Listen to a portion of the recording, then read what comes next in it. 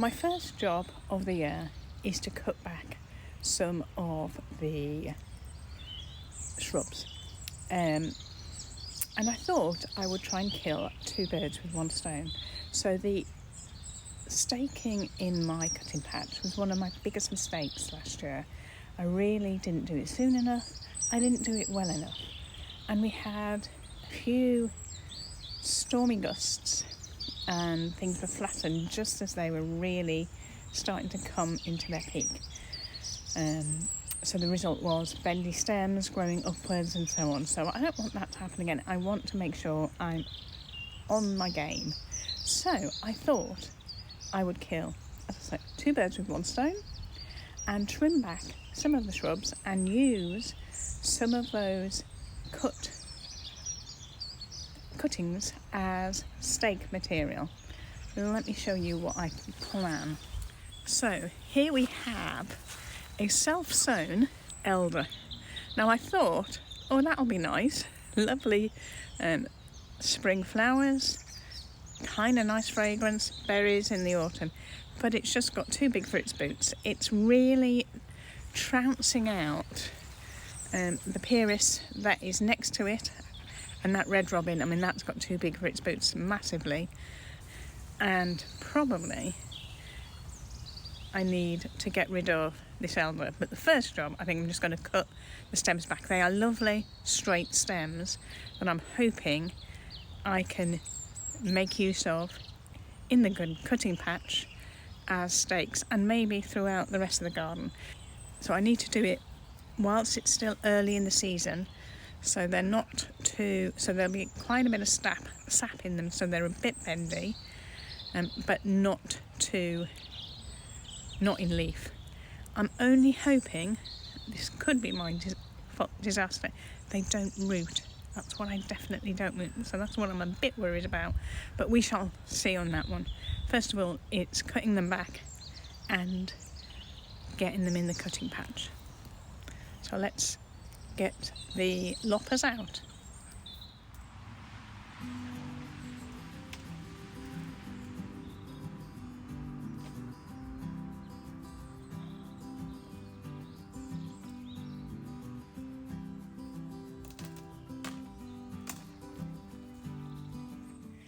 So here we have the winter cutting patch again. Needs a bit of a trim in places. But I have made a start with some of the cut elder.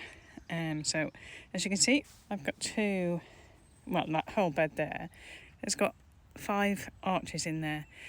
I will strengthen them further by having laterals attached, so straight laterals attached, joining them all so that they're not all floating, but they are fairly sturdy as they stand. So this one has got a central beam holding them all together just in case it gets windy. This has got my ranunculus in, so I'm planting them outside this year to see whether they fare better. I only planted them out the other day. So the cover is a rubble cover. I don't know what the right term for it is, but I'm a cheapskate and that was cheap.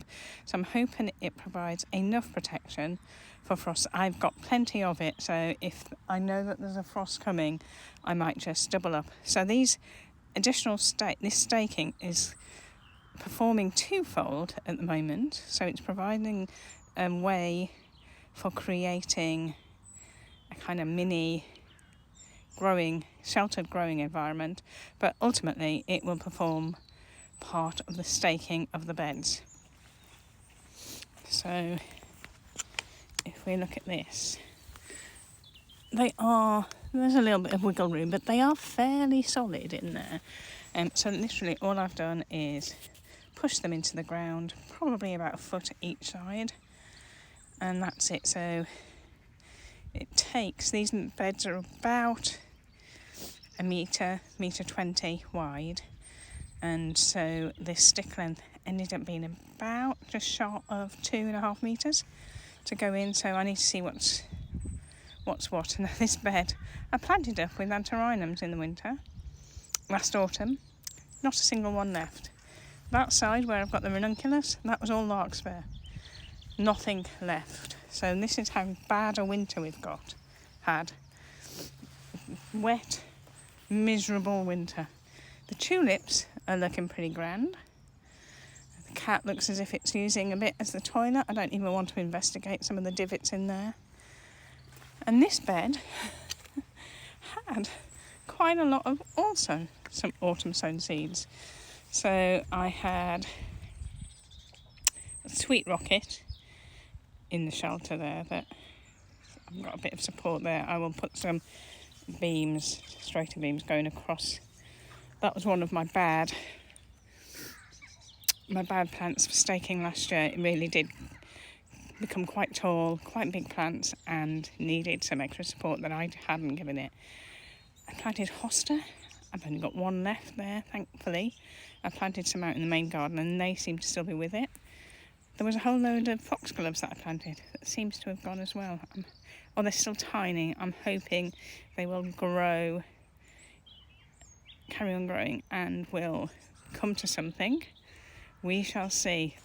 This was a few perennials, so it was crabseed billy buttons. They look dead. I'm hoping it's just the perennial nature of them. Got some nigella.